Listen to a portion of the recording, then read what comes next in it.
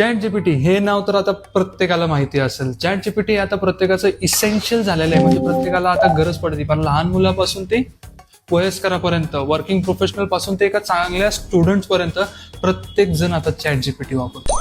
म्हणून chat जीपीटीची parent company म्हणजेच open AI आता नवीन ऍड चालू केलेले आहेत. म्हणजे जेव्हा पण तुम्ही एआय सोबत चॅट जीपीटी सोबत चॅट करणार तेव्हा तुम्हाला रॅन्डमली ऍड शोकेस होतील.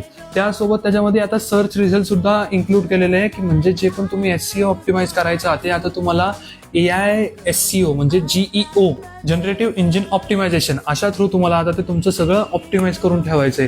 आता रिसेंट ह्याच्यामध्ये पण सांगितलंय की बाबा गुगलने आता सगळं एआय मोडमध्ये करून टाकलंय. म्हणजे आता एससीओची तर सगळ्यांची वाटच लागणार आहे.